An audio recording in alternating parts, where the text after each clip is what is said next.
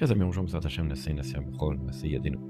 Alors, on est dans les Yamim de Purim, on arrive à Purim, et on nous demande, Verbet Abesimcha, tu dois augmenter, et tu vas devoir augmenter en joie.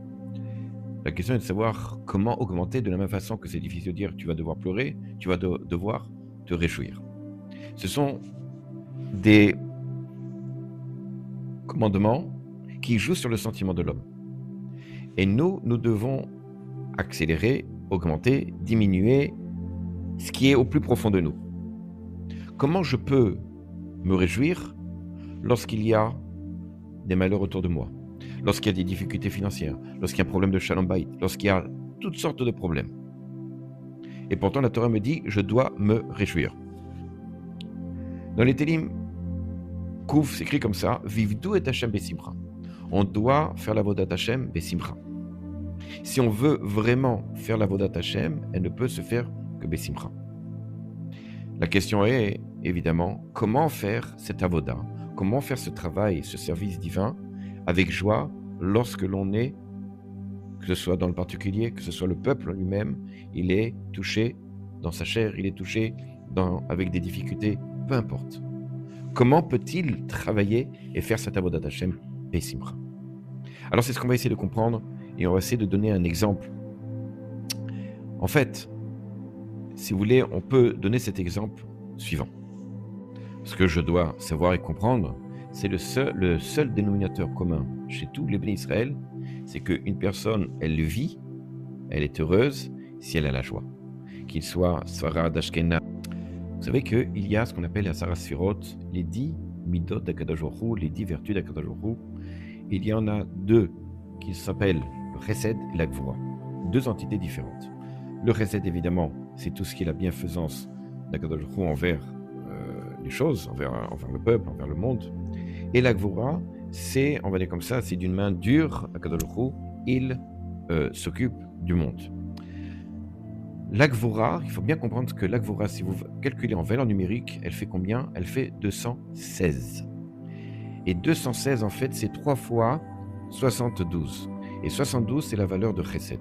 C'est-à-dire qu'en fait, et comme ça ils expliquent les Mekoubalim, que dans la Gvura, il y a le Chesed.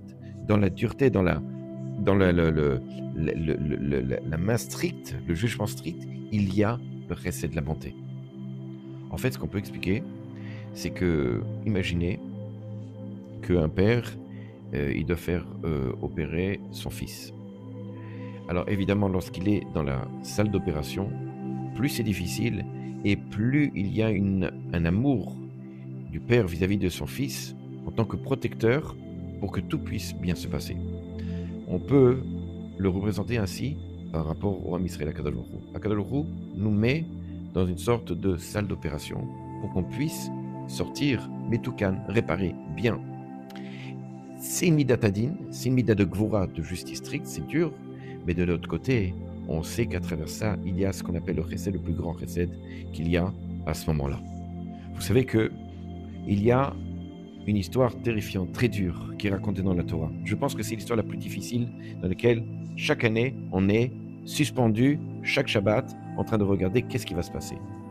C'est l'histoire, évidemment, de Yosef en Égypte, lorsqu'il Binyamin, qui pourtant, personne ne le sait, va être accusé d'être voleur, et dans lequel le père va dire « mais c'est pas possible, j'ai déjà perdu mon fils adoré, Yosef, et je vais perdre mon deuxième fils que j'aime, Binyamin ». Ça, c'est très dur. Tout simplement à cause dans la Torah, c'est la gvia, cette espèce de cruche que Yosef avait placée dans le sac de Binyamin, en le passant pour un voleur. La gvia, si vous regardez gvia, c'est Gimel, Bet, Yud, Ain. En fait, si on le partage, c'est Yud, Gimel, Ain, Bet. Yud, Gimel, ce sont les 13 attributs d'Akadosh Baruch Hu, et 72, c'est le Chesed. C'est-à-dire qu'à travers cet événement qui avait l'air un événement très difficile, on voit qu'en fait derrière, c'est du Chesed pur et net. Avec nos yeux, on a l'impression que ce sont des événements qui sont difficiles. Mais en fait, plus l'événement semble difficile, et plus en fait derrière, c'est le Chesed d'Akadosh Baruch Hu. Regardez, dans cette paracha, et d'ailleurs c'est ce qu'on dit à chaque fois que l'on fait ce qu'on appelle les tachanonim, Khatati, etc., on dit Venake Yenake, c'est-à-dire Hachem qui nous purifie des fautes, etc.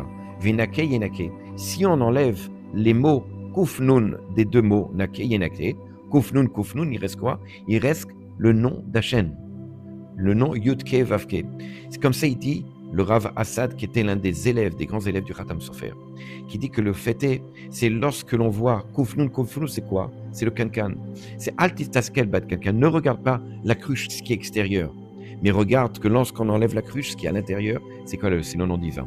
C'est-à-dire que ne regarde pas sur les événements qui ont l'air très difficiles, qui ont l'air terribles, mais regarde à l'intérieur qui c'est qui agit, c'est Akadosh Baruch Hu, c'est pour notre bien, c'est pour notre délivrance. Et Bezrat Hashem, ce Purim-là, on verra et on célébrera la délivrance finale du peuple d'Israël. Ce sont des moments difficiles, mais n'oubliez pas, malgré tout, on doit être joyeux, on doit faire tout pour être joyeux. Et Bezrat Hashem, simplement par le fait que je sais que derrière se cache Akadosh Baruch Hu, derrière se cache le chesed, derrière se cache la délivrance. À bientôt, Chag Sameach.